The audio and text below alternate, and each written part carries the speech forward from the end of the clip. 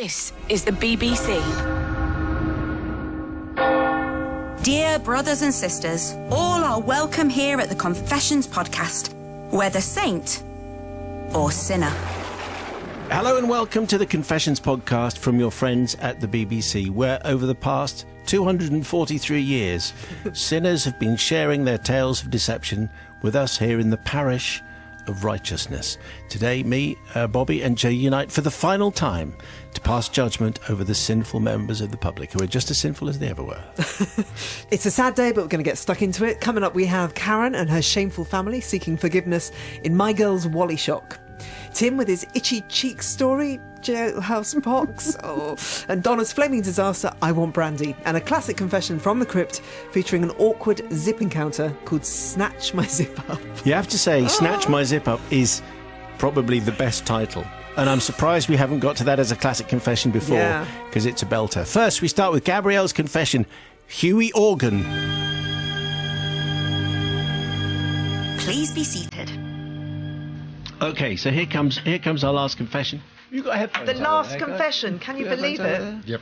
Okay, so it just helps if you can hear the sombre tones of Albanonis at Dacia. So joining the festive collective, we have Matt Hay, we have Sanjeev Bhaskar, Bobby is here. Oh, and we got Tom and Andy as well. We skulked back in. Okay, that's fine. Okay, Father Simon, the Confessional Collective. This comes from Gabrielle, but not that Gabrielle. It's not the Gabrielle, I think it's just a Gabrielle. With Christmas here, the opening of the Advent calendar brings renewed guilt for a sin I committed in childhood. This dates back to the late 1970s in Yorkshire, where I grew up as a vicar's daughter. One of the very few perks was access to the church gardens, the church hall, and the church itself to play in.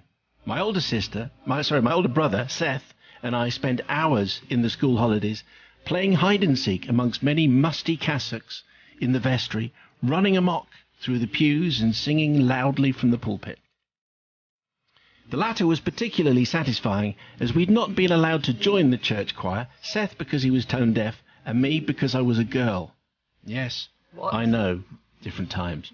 The choir master, Mr. Connor, also happened to be our music teacher at school, and thus engendered a double whammy of hatred. One December day, in a particularly competitive bout of hide and seek, I pulled back a curtain in the vestry and found a secret hatch with a rusty lock. This was a very joyful moment, as you might imagine. I ran back to Seth to grab the ring of large keys. As a typical big brother, he insisted on being the keymaster. Excitedly, we tried each key in the lock, praying that one of them would work. Finally, success. We held our breath as we peered into the darkness beyond. When I read this for the first time, I hoped that there would be an old spinster at a spinning wheel. Maybe, but no. No light, but what appeared to be steps down to a series of tunnels running underneath the body of the church. I ran back to the vicarage to collect 2 torches, excited about our forthcoming exploration of the newly discovered catacombs. The tunnels were just big enough to wriggle through and led from dusty room to dusty room.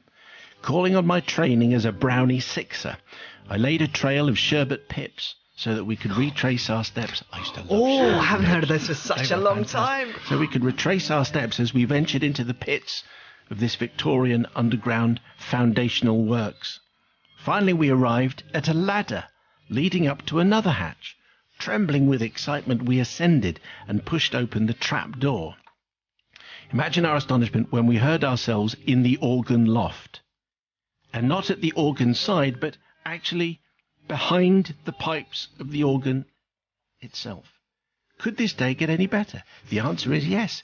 We discovered that each of the pipes could actually be lifted out of place and made a very satisfying noise when you blew down each of them. We created what can only be described as a giant panpipe, holding as many of them in our little arms as we could carry. After a good hour of merry music making, we realised that it was tea time, so hurriedly we replaced the pipes, but not necessarily in the right order. Hey, see what we did there. We deliberately put them in the wrong order, in fact, and some at rakish angles just because it looked funny.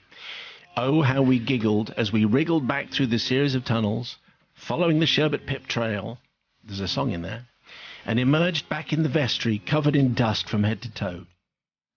You two look like you've been in the coal cellar, says Mum, with surprisingly little curiosity on what her little darlings had been up to. Perhaps this was because she was keen to get us ready for the Christmas Carol concert, which was that evening. Of course it was. Fully cleansed in the same bath to save water as we used to do, we reappeared in the church a few hours later and took our place in the pews as Dad prepared to lead the procession of verger, curate and choir boys. The organ struck up, and even to my brother's untrained ears, it was clear the organist was having a particularly bad day. He was playing what he thought were all the right notes, but somehow they came out differently.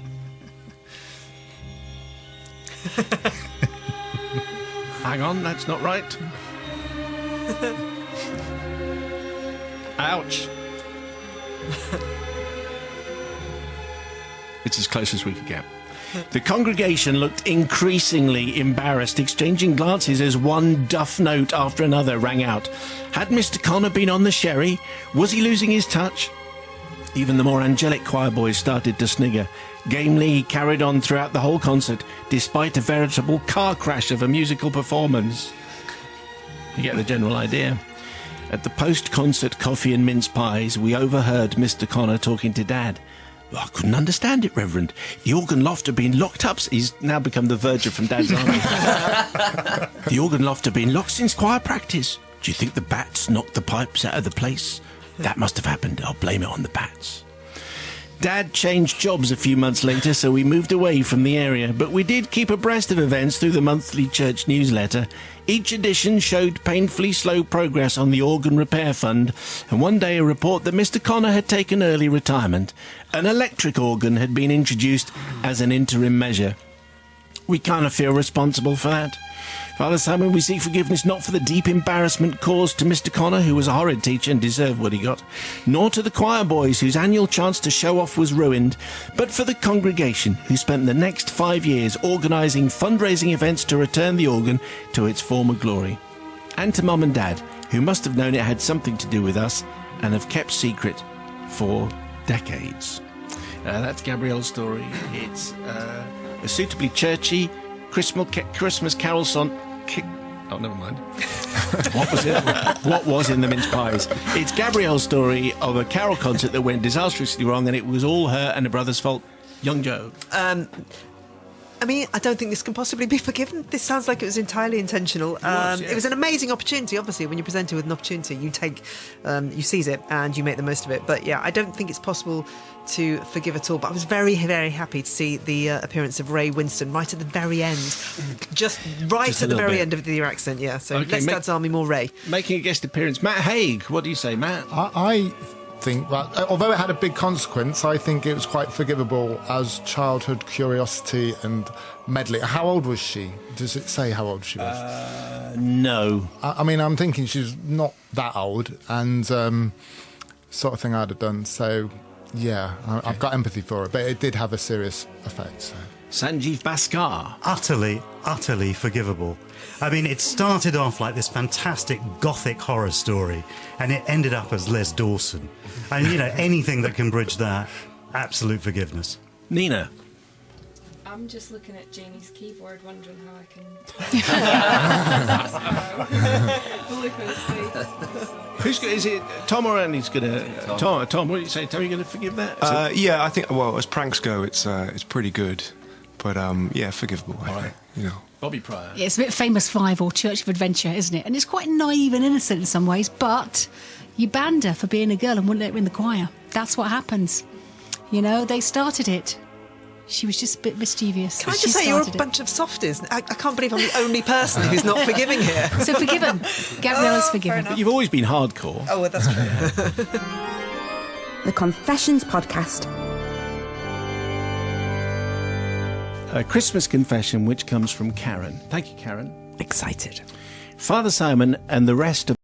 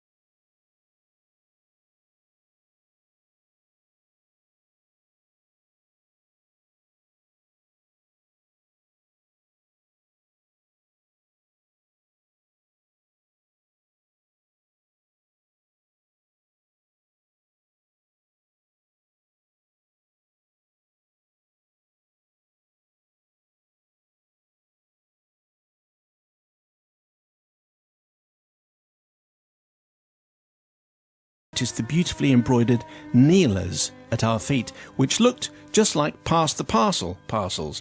So as the music played, we passed the parcel along the front of the pew with one half of the family in it, and then back along the second row where the other half was sitting. Grandma was confused as to whether she should tut disapprovingly or join in with the giggles and the fun.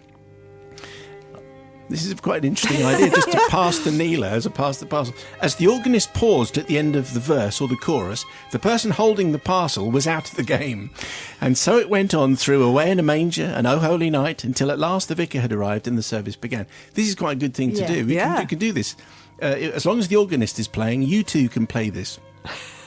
The vicar and his 2 altar boys walked down the centre aisle to the altar, dressed in their finest Anglican frocks, candles in hand.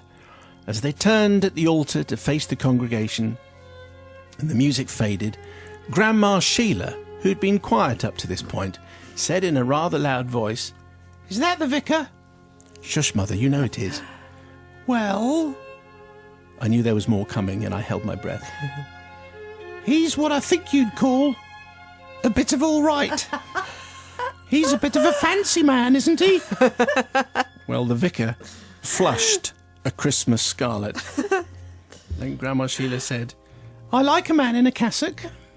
Well, we couldn't hold the laughter in any longer. The first 2 rows of the pews were erupting into fits of giggles and laughter at this solemn moment.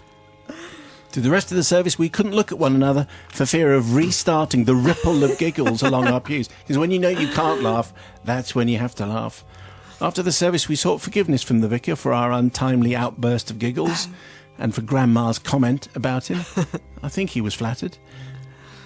He has now sadly moved on from here to another church near Northampton. Oh, really? Too far for us to visit for midnight mass, but maybe Joe could visit. Oh, I'm desperate to know where, because I could reenact.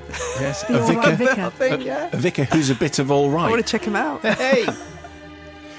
All the churches in Northampton are going to be full this year, wondering if they've got the top fancy Dan vicar. I know that the vicar has already forgiven us, and I believe the dear Lord has a sense of humour, so I know he'll forgive us for keeping our children entertained during the long wait. Instead, I asked forgiveness from the congregation that night, who must have wondered why on earth there were children hiding under pews and why the kneeler was being passed along the pew as we played Pass the Parcel. We also asked for forgiveness for the behaviour of our giggling, irreverent and unfamiliar rabble on the front 2 rows of the pews that were enjoying a bit of midnight mass madness, without a drop of alcohol, bar the communion wine passing our lips. The thing I take away from that is not only Grandma Sheila sounds like she's quite a lot of fun, but there's a very inventive game. There's a kneeler. If you're not kneeling on it, pass it around. Pretend it's a game. Young Joe. I think when you go to church and you have that long to wait and it's that cold, you do what you have to do to keep warm, to keep entertained. So I think this is an entirely plausible course of action. And, hugely flattering to the vicar in question. He would have been very, very happy, I think. So I would 100% forgive this occasion. Okay, I think it's hard not to forgive, but Yes. you know what Bobby's like. She might Good be super, story. super stern. Well, the thing is midnight mass does attract, I think, a different visitor. Different clientele. Well, yes, because it's got a special night. Also, it's one of those times when you're maybe thinking and you've come out of one establishment, maybe full of something warm and spicy, and One you go, do you know institution to what? another. I will just step in. I think they're used to kind of broken rules. And I love Grandma Sheila. He's a bit of all right. That's brilliant. And I bet she did know how loud she was speaking as well. But yeah, I think I can forgive you on this night. I mean, you turned up, you stayed. That's the greatest thing, and had fun. Forgiven. And Grandma Sheila did speak like Terry Jones, but then that's Yep. my standard old person's voice. The Confessions Podcast. That was Karen's confession, my girl's Wally shock, and it seems like a lot of our listeners have been caught with the laughing bug in very awkward situations. Cecily, totally forgiven. 2 years ago, my boyfriend and I went to a Christmas service in the village we just moved to, and the vicar at one point said, "Bless this crab," instead of "bless this crib." That's the crab. Yeah, bless the crab. And that set us off. Classic laughing when you absolutely shouldn't, and we haven't been back. Listen to that again. I thought, Joe, you said something rude. Did you? Yes. What? No, What I think rude? crab is funnier than what you're thinking. Bless this is what I thought. Oh. I don't know whether that's going to Oh. get through, but I just No. thought I'd say that's what I thought. In the situation. Well, I did not. I did not. You sure? Yes, absolutely. Potty mouth Wiley. Or you haven't heard half of it. Ask my children. Still to come on this week's Confessions podcast, find out who got boils in the bag on their weekly shop. A voice I knew very well started to shout out, "Itchy, itchy, itchy, itchy," followed by a scream from a female shopper who pointed up the aisle where the boys had just been standing. Before we get to that particular confession, let's take a trip to the parish notice board to see what the community has been up to this week. So I've got one from Ellie here who says, "Dear Reverend Simon, Sister Joe and the moral compass that is Bobby, the Confessions podcast has got me through a tough couple of weeks starting a new job. I listen to you at my desk every day and have to quite frequently hold in my laughing.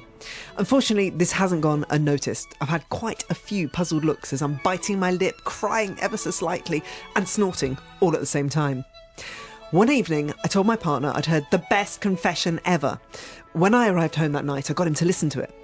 To begin with, he wasn't a big fan. He's a Radio 1 listener, whereas I am actually a dedicated Radio 2 listener. However, he's heard a few more, and he's actually started to enjoy it. I think I may have converted him. Not fully, but I aim to slowly, and we'll surely get him there." Bit late for that, really. Yeah, never mind. I don't know what I'm going to do in the new year without the podcast. If there's any other way I can get my confessions kick to get me through the day, please let me know. Or if any of the other lovely listeners have their own archive of classic confessions, please send them my way. I'm desperate. The shakes are developing. Much love from the forever dedicated listener, Ellie. Yeah, well, you The know, shakes. I'm feeling bad now. I feel as though it's my fault that is. Ellie and everyone else is going to be miserable in the new year. It'll be fine. Would you You'll be phone people over up? it. Would you do a service like that? So if people want to hear a confession, they can just let you know, and then you'll call them and you'll read to them? You know, in the old days, on your telephone, you used to be able to ring up and hear the latest single, the Dial top a 10. disc. Yeah, Could and dial the a weather. confession. Yeah, dial a confession. Okay, Yeah. that'd be very good. Like a premium, £2.50 per minute. Well, you've got to No. make money somehow, haven't you? Yeah. I'm desperate. It's a bit much, 150. I've got a job working at the sandwich shop opposite. Okay. Yeah. Well, after you finish at the record store. Yeah, actually, God, I'm going to be so busy. Anyway, Bobby, what have you got there? I've got an email all the way from America, and it says, "Dear Father Simon, Joe and Bobby, I'm from Houston, Texas, but I was born in London. I'm absolutely devastated that this podcast is ending. I began listening to the podcast when I was in 5th grade, when my parents so kindly bought me an MP3 player. I can remember going to the BBC website, downloading the podcast, uploading it into my MP3 player, and laughing my heart out.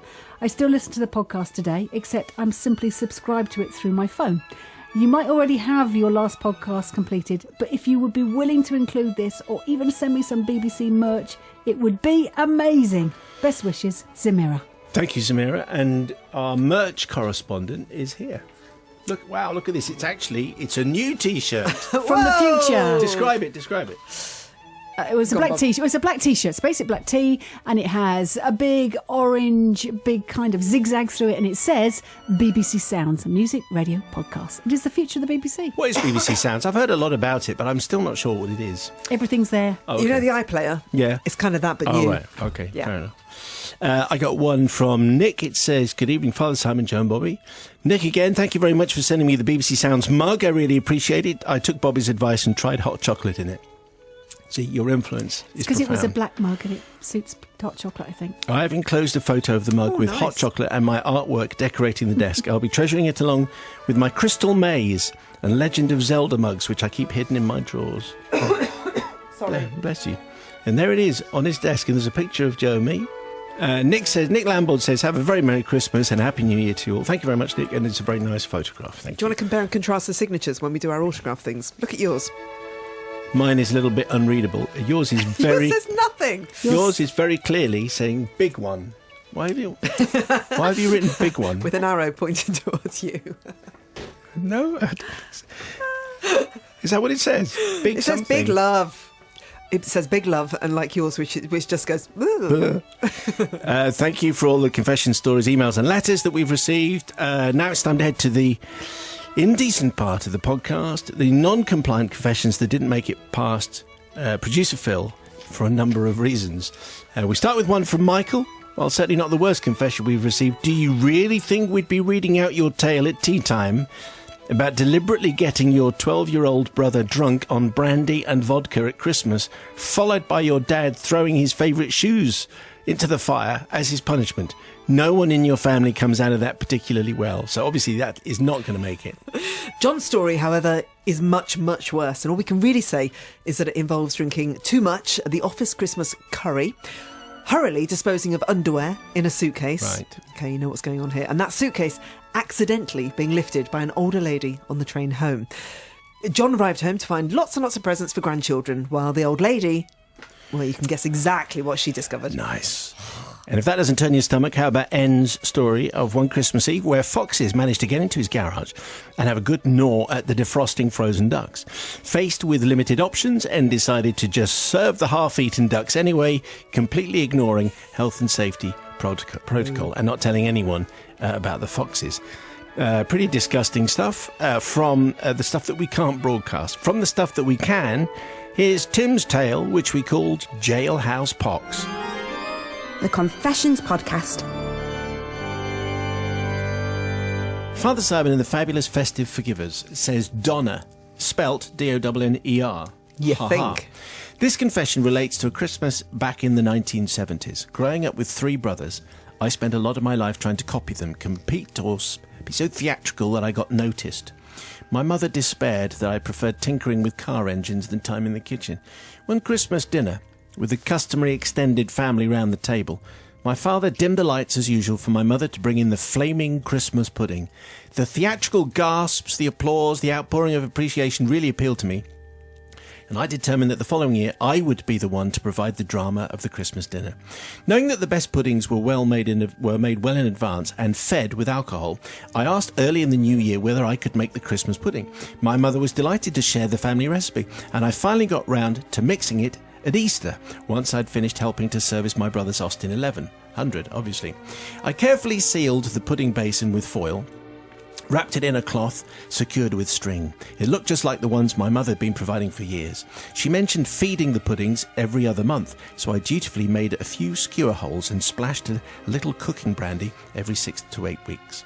As the year progressed, I assumed that it would need more regular top-ups as it was getting older, so as we all do. So as well as the brandy overseen by my mother, I also added a good slosh of my father's best whiskey, surreptitiously in between the now monthly feeds. It had to be the best. Christmas Day came, stockings, chocolate breakfast, really, church, waiting for our guests. After pre-dinner drinks, we were allowed to open our presents. That is self-control. In the midst of all this, my mother managed to produce snacks, 2 different starters, and a huge turkey with all the trimmings. But I knew the real star of the meal was going to be my fantastic, flaming Christmas pudding, stuffed with alcohol. So it was with great pride that I told my mother she should relax whilst my older brother and I cleared the table and sorted dessert. We went through to the kitchen to prepare the pudding, which had been steaming for about 4 hours. Having tipped it out onto a plate, we slotted the boiled coins into the side and put a large piece of holly in the top. Now, my father was a GP and had a large waiting room at the far end of the house, accessed through a door in the lounge beside a beautiful white bookcase. At Christmas, we cleared away some of the stuff, including stick insects, which was a passing phase of mine, and we turned it into a dining room. I was concerned that having lit the pudding and carried it through the hall and lounge to the dining room, all the flames would have died down. I really wanted it to be the most spectacular pudding ever as I carried it in. So we decided to light it in the lounge so everyone could see the full effect of the flames. My brother went, what could go wrong here? You can't really imagine. My brother went and switched off the dining room lights and closed the lounge door so that no one could see before we were ready. We moved a Christmas cactus and rested the pudding plate on top of the bookcase. We then heated some brandy and rushed it through to the lounge with matches. The pudding, don't try this at home, anyone.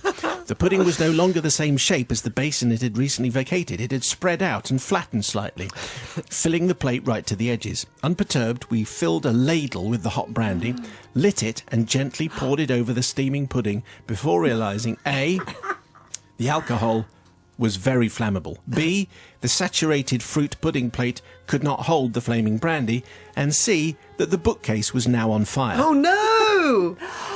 So we panicked, of course. We flapped and flapped, threw water on some of the books. Oh no. I grabbed a pair of oven gloves and lifted the pudding plate aloft. We had to carry on. My brother found a large placemat and promptly plonked it over the flaming white paintwork of the bookcase and opened the door to the dining room. I calmly strode into the darkened room to tumultuous applause and enthusiasm. My pudding was indeed a magnificent flaming torch of good cheer and Father's expensive whiskey. Everyone remarked what a delicious, wonderful Christmas pudding it was, the best ever. 3 of them then passed out. It was super alcoholic. But I felt slightly sick, wondering about the smouldering bookcase, the burnt and wet books. I'm sure we could lose them somehow, but the paintwork was a problem. So we covered all the burnt areas we could with mats and plants and cactuses, sprayed the air with air freshener. We even, over many weeks, dusted regularly so that no one would find the damage. However, as it turned out, the bookcase was beyond redemption, and my brother and I never ever owned up. The blame went to the cleaner. In this season of goodwill, I crave forgiveness, not from my parents for destroying their bookcase, not from the blissfully unaware cleaner, falsely assumed responsible because the cleaner had left. I missed this bit out. Cleaner had left many weeks before, but she Didn't lose the job. Okay. No, not at all. But from my own dear family, who've been denied the exquisite pleasure of a homemade Christmas pudding, the alcoholic flames, burning holly, and smell of singed gloss paint and wood was such a traumatic experience that I have never attempted to repeat it. To this day. You can understand why. Grovellingly yours, Donna. Thanks, Donna. Just setting the bookcase on fire, that's all. Yes, Joe. I'm going to forgive. It's the season, isn't it? It's Christmas and everything. And this is just somebody being mega enthusiastic and just obviously someone who really loves alcohol in whichever way, shape or form. And just kind of the enthusiasm obviously led to the demise of the bookcase. But I'm going to forgive. I don't mind. Dad's best whiskey and it goes. Fine. It's what it's for, Bobby. Isn't it? And on the other side of this, despite for your helpfulness, you should have asked for advice. That's what adults are for. You get them in to do the difficult stuff because they have a different view from you. And I just imagine silver foil things hanging from the ceiling going up. Luckily, it didn't go that far. So, Donna, I'm actually going to be quite tough on you because I think it's important. Don't try this at home. No, you're not forgiven. The Confessions Podcast. It's another festive confession coming here from Tim. Thanks, Tim.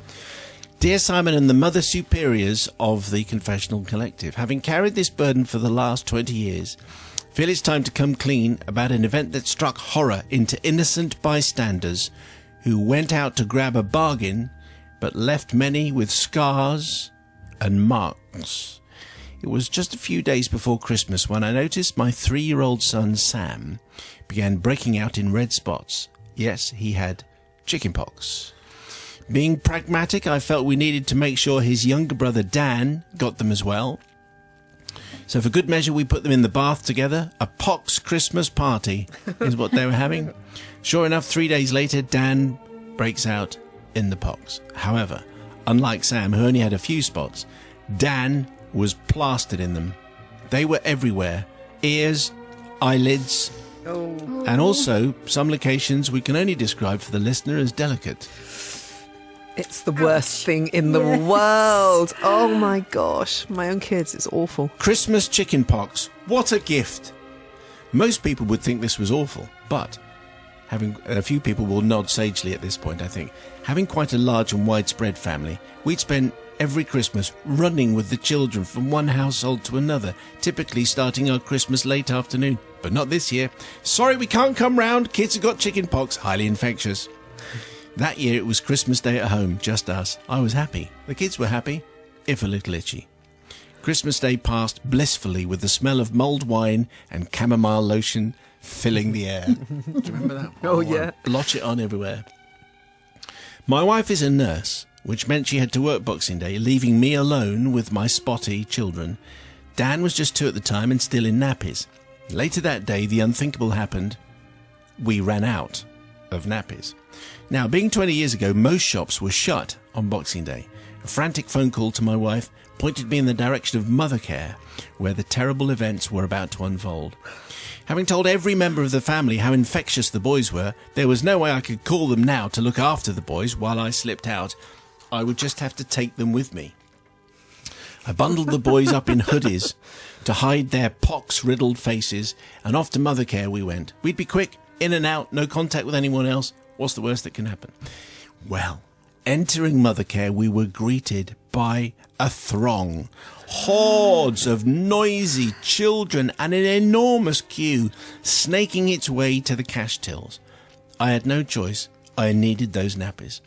I quickly grabbed a multi-pack and joined the line. The boys soon got bored and wandered to some toys at the end of a nearby aisle with the instruction, "Stay away from the other children." I watched them as I snaked my way to the front. On reaching the front, I turned and handed over my money. I'd done it, or so I thought.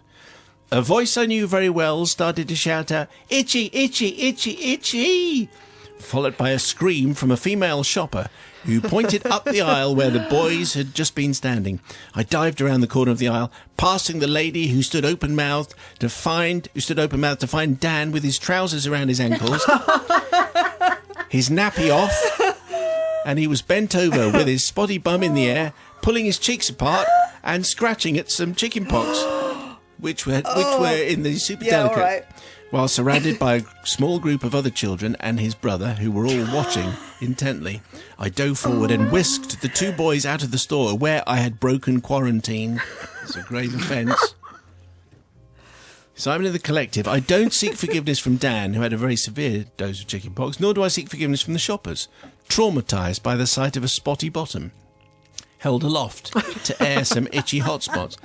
No, I seek forgiveness from the parents of the children who were playing with my boys as the events unfolded. Are they spots?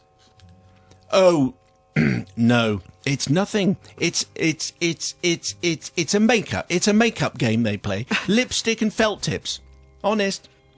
Customers' panicked faces indicated they didn't believe a word of it, and that in all likelihood, everyone in the shop was infected. It was like a zombie movie, when aggressive zombie number one first breaks into the supermarket with the sole intention of zombifying everyone it sees. Anyway, that was my story. I think I got away with it, but it is a story from 20 years ago. I'm hoping that you're going to be feeling festive and benevolent, says Tim. Well, the Christmas chickenpox is a nasty one. Okay, so where do we go with this one? I think, I don't know what it's called now. I don't know what the right technical term is. What? I think it's like free something or other. I think it's fine to let your kids run around and do what they got to do if you're in the house, if you're confined to the house. So I think for one day only, you can just let them do what they got to do in the house. You don't have to leave the house to get the nappets. So I think that was a fatal mistake. Of course, you shouldn't have gone to the shop to infect everybody else out there. That's a wrong thing. It's a bad thing to do. So I'm not going to forgive. I'm not feeling particularly festive. I'm just thinking you should have stayed in the house, let your kids run free. Really? Yes. Just pop them on the potty or the toilet. Okay. Watch what they're doing. You can see the signs if you're a parent. You know when they're going to do it. Okay, But don't leave the house and infect everybody else. Wise words from Joe. Bobby Pryor now. Yeah, I mean, Tim could have improvised. That's what I'm saying. You know, a tea towel and a couple of pins. Oh, come on, it's not that hard. Tablecloth. It's just a triangle. Yeah, you could have improvised. However, in the event that you couldn't improvise and you went out, I wonder how many children would have got infected, whether it was after infection time. I can't remember what the period is. However, there's also the fact that, you know, it's like a chickenpox party, but one you weren't invited to. But it can do good as well as bad. Bear in mind, it's Christmas, and I never forgive anyone. I'm going to say there's some good in this. You just have to look really, really hard for it, but not too close, because obviously you don't want to see someone's cheeks. Imagine spending New Year with chickenpox, though, which is what all those people will have done in the They shop. would have been home anyway with their children, so they might as well get chickenpox out of the way. The Confessions Podcast. That was Donna's confession, "I want brandy," which led to one listener's recollection of their own highly flammable kitchen creation. She then lit it. The flame was absolutely huge and took an awful lot of blowing to put it out. So been there, got the T-shirt. And if you think this is the end, think again, because we have a confession from the crypt coming up, and it's a corker. What have we got here, Joe? Okay, this has been requested by Kate, who says, "Dear Simon, Joe and Bobby, I love the Confessions podcast and listen every week in bed as my tea times are taken up with very noisy children. My favourite confession so far was penned by the gentleman who got something caught in his trousers while on a date. It was beautifully written and had me in silent stitches. Silent, because my husband was trying to sleep. I hope you agree and are able to find it. Just for you, Kate. Here is James' story, Snatch My Zip Up." The Confessions Podcast. So here comes tonight's tale, and this one comes from James. James says, "Dear Brother Simon, Sister Bobby and Brother Matt." Traditional opening. "My confession relates to an event that happened some 60 years ago. Wow. Statute of limitations. And one that I have suffered guilt over in many years since. The incident took place when I was at school, a sixth former, at a single-sex grammar school, and the upper sixth girls from the girls' grammar were invited to join us for ballroom dancing lessons. Oh, Imagine that. Ballroom dance? They would probably welcome that now, depends. you think? Depends who your partner If is. you're 15, maybe good. If you're 13, not so good. I'd plucked up the courage to invite out a girl who I'd only met as a dancing partner and was flattered when she accepted a Saturday cinema date. The film was a popular blockbuster of the time, and we were shown to good seats towards the front of the circle. We were in good time, and as the lights were still fully up, it was an ideal time to chat and to get to know more about my new lady friend. All was going well until I happened to glance down and suddenly noticed that the zip on my trousers was, unfortunately, open. What made it worse was that the one side of the zip was open upwards while the other side was open downwards, forming a wide, welcoming smile. That's what my trousers look like. Now, as every man knows, zipping up a fly is a simple flick when standing up. But when sitting down, it's a different matter altogether. The zip has to traverse the ups and downs of the creases, a sort of a switchback. And while one can straighten the mechanism by pulling down at the base and leaning back, this was a move guaranteed to draw attention to my open fly. Yeah, I think so. What my new partner would make of this didn't bear thinking about. No. As I tried to hold her attention, eye to eye, my hand on the side away from her was frantically but slowly What? trying to press down the upstanding half of the zip. But try as I may, the upstanding half kept springing back up with a persistence of its own. It would, wouldn't it? There's a long way to go on this. I don't want to go too soon. It's not a good day for this one. Then movement out of the corner of my eye suddenly drew my attention to a couple moving towards us along the row. The guy was a strongly built man, I guess in his late 20s, while the girl he was leading along the row was in a blue and white cotton dress with the popular full skirt and multiple petticoats. It was all the rage. Salvation was at hand. People were standing up to let them through, and as we stood up, there would be the ideal opportunity to flick up the zip and close the matter. The couple smiled thanks as we stood for them to pass, then with a deft flip in the dark between us, up went the zip. There you go. No, not that. Unfortunately, for reasons not immediately clear, the zip only went up halfway. Oh, no. I tugged and pushed, but now it wouldn't go down either. Completely stuck. I looked down and to my horror saw that I had zipped the passing girl's blue and white dress into my fly. Oh, no. The girl and I were now one. Oh, no. Joined at the zip, if you will. In less than a second, I had been upgraded from a potential flasher to one who zipped women's dresses into his fly. Is that a thing? Let's hope not. And all when standing in full view of an audience of hundreds. Options flashed through my mind at the speed of a drowning man's thoughts. Should I confess? Form a team and suggest we work on the zip together? Not promising. No. Should I be led by the zip to the other girls' seats and try it there? Well, I have to say this chap didn't look a forgiving sort. My mind was brought back to reality by a persistent tugging on my trousers. The couple were trying to work out what was holding them back, whilst my partner looked ready to sit down again. What's going on? It's like an episode of Dad's Army. All were unaware of the drama taking place below except me. And that wouldn't be for long. The dress had to go. With the strength that only a drowning man can muster, I lifted part of the dress to relieve the tension and pulled hard on the dress and zip together. The dress came away from the zip and the couple began moving on down the row. I was free. But it was only then, as I looked down, that I could see a longish strip of blue and white cloth hanging down from my zip, pointing what looked like a long bony finger up and into the darker reaches of my trousers. How could I now sit down without drawing further attention to my offence? At that point, the gods must have been with me, for the lights began to go down, ready for the film to begin, and as I took my seat, my new partner was still unaware of what had gone on before.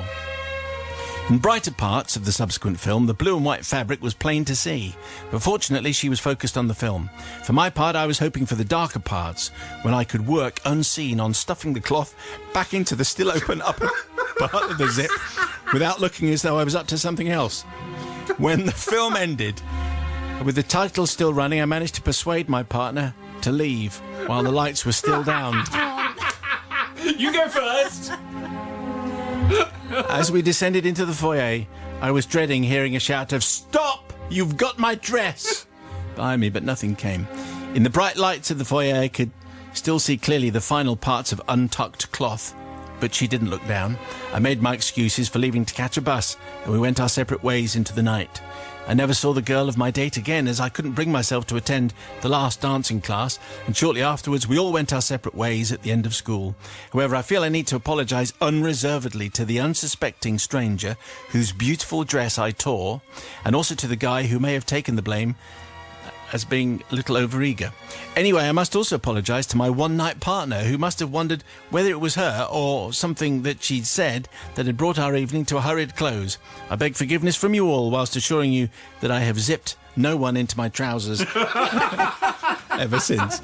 I mean, the chances of that happening as someone goes past, I suppose if the skirts are full, then you just brush past, and if you tie them up, you're zipping at the same moment, then there's a chance this is going to happen. Anyway, James' story from 60 years ago, what do you make of that, Sister Bobby? Well, I think generally any kind of zip orientated stories are never going to end well. You can never really do it discreetly, so you're only going to make the situation worse given the area we are talking about. Yeah. So the best thing you should have, James, is just really simple. You should have just said, I'm going to the toilet. Then he could have been sorted and this wouldn't have happened.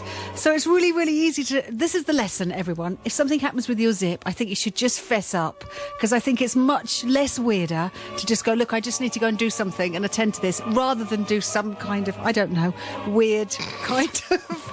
I don't know what you were doing, because it only just makes it look even weirder and more uncomfortable. And I bet she knew. Weird. The other thing is, I think she knew. She knew the zip was down in the first place, and I think she was just trying to look away. Do you think? Yeah, definitely. I think you'd know. I think she definitely knew, which is a shame. You could have lost, she could have been the girl of your dreams, and you lost her. It would have been a spectacular trouser, wouldn't it? You're wearing the trouser of the day with a little blue and white stretch fabric there. Oh, it's part of the design. Yes, I'm very happy with my blue and white dress hanging off my fly. Oh, but you are forgiven. Okay, yes, all right. I think the best confessions we've done have involved zipped flies. I'm reminded of the one a few years back where there's a guy doing a company presentation and was a little too zealous with his fly, and hilarious consequences ensued. So I'm definitely going to forgive. I mean, the fact is, wouldn't it be better if we lived in a society where you could say, I'm sorry, there's clearly a problem with my fly. I am now going to zip it up. Please do not misconstrue what I'm about to do. Well, the fact is, we don't. People would read into that in some kind of way. So I am going to forgive, because what else? I had visions of him having to hop alongside this woman for the rest of the night. So well done for managing to get it out. To try to behave, you two. We never said anything. Don't blame us. The Confessions Podcast. From James, it's Snatch My Zip Up, also featuring Brother Matt and Sister Bobby. And I had forgotten about that confession, but it is exactly as we were suggesting in that it is like a sitcom. The timing of the woman going past with her dress and him doing the zip up. Amazing stuff. And just when you think it's going to get better, it gets worse. If you made it to the end of the last podcast, we asked you to tweet us the phrase, Simon's in Panto, oh no, I'm not. Thank you to Lynn, My Paney, Ed, Len, and everyone else who got in touch. And that appears to be it. The end. Le fin. The big end. Well, actually, there is still there's one more. Okay. Which we'll do, which is like a best of the year, which will come out when you're least expecting it. Will it be after Christmas? Yeah, so in that chasm between Christmas and New Year, there will be a best of the year podcast. Okay, so this isn't too poignant at all. This doesn't really matter. No, this is not the end, really. Just a little bit. So thank you very much indeed to everyone who sent in all the confessions over the years. You can, of course, find all the archive confessions on the BBC Sounds app. There'll be a best of the year, as I mentioned, coming out fairly shortly, and who knows what the future will bring. Until then, thank you for downloading us. Thank you, Simon, for confessions. Thank you, Joe. Thank you, Bobby. Thank you. The Confessions Podcast. Go in peace. Listen to more podcasts from Radio 2 by downloading the BBC Sounds app.